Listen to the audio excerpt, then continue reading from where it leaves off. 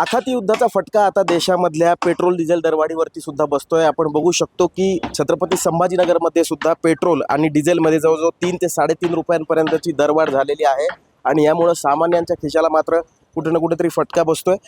माझ्यासोबत बोलण्यासाठी काही नागरिक आहेत, तर त्यांनाच आपण विचारूया की काय सांगाल। जवळजवळ 3.11 पैशांनी पेट्रोल वाढलेलं आहे, डिझेलची सुद्धा भाववाढ झालेली आहे। काय बोलणार त्याच्यावर? काहीच बोलू शकत नाही।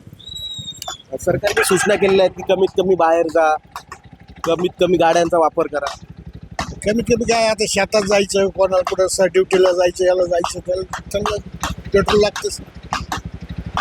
नक्कीच आपण बघू शकतो की शहरामध्ये अनेक ठिकाणी गरज जिथं आहे तिथं गाड्यांचा वापर जो आहे हा नागरिकांना करावा लागतो।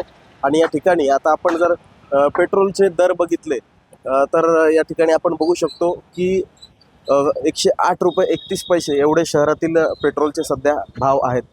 काही बोलतात आता काय सांगाल, ही जी दरवाढ झालेली आहे याबद्दल काय वाटतं तुम्हाला? या दरवाढीमुळे बाकी सगळ्याच किमतीत वाढ होईल ना। सगळीच महागाई खूप वाढेल, त्याच्यामुळे अजून प्रॉब्लेम क्रिएट होतील। म्हणजे नेमकं काय गृहिणी नाही म्हणून नाही, आणि कर्मचारी म्हणून ट्रान्सपोर्टेशन चार्जेस, पेट्रोल वाढले की ट्रान्सपोर्टेशन वाढणार, ट्रान्सपोर्टेशन वाढले की सगळ्याच किमती वाढणार।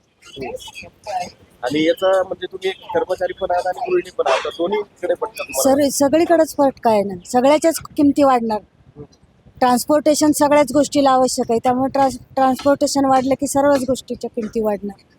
नक्कीच या ठिकाणी आपण बघू शकतो की नागरिकांमध्ये विविध प्रतिक्रिया आहेत आणि भाववाढ जी आहे पेट्रोल डिझेल झाल्यामुळं भाजीपाल्यापासून ते इतर वस्तू सुद्धा ज्या आहेत यांच्या सुद्धा भाववाढ होऊ शकते। आपल्यासोबत बोलण्यासाठी आणखी काही नागरिक आहेत, त्यांना आपण विचारूया। काका काय सांगाल, पेट्रोल डिझेलची दरवाढ झालेली आहे, तुम्हाला काय वाटतं?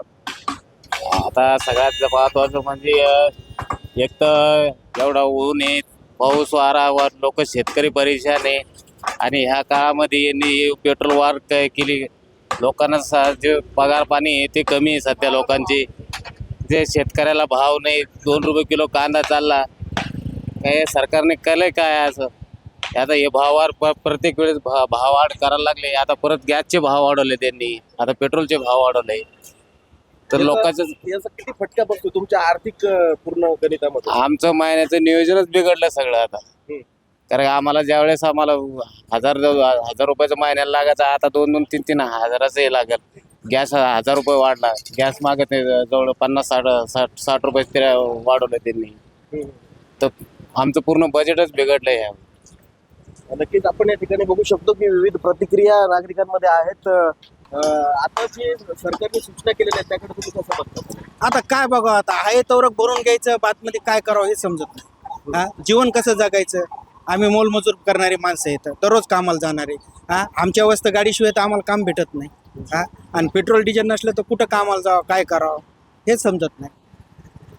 नक्कीच या ठिकाणी आपण बघू शकतो की नागरिकांमध्ये विविध अशा प्रतिक्रिया या ठिकाणी उमटताना आपल्याला बघायला मिळत आहेत आणि कुठे ना कुठेतरी नुसता पेट्रोल डिझेल दरवाढीचाच धसका नागरिकांनी घेतलेला नाहीये, तर यामुळं इतर जीवनावश्यक ज्या वस्तू आहेत त्याची सुद्धा भाववाढ होऊ शकते आणि त्याचा परिणाम जो आहे हा सर्वसामान्यांवर होऊ शकतो। अशी सुद्धा जी आहे ही नागरिकांची प्रतिक्रिया या ठिकाणी आपल्याला बघायला मिळते।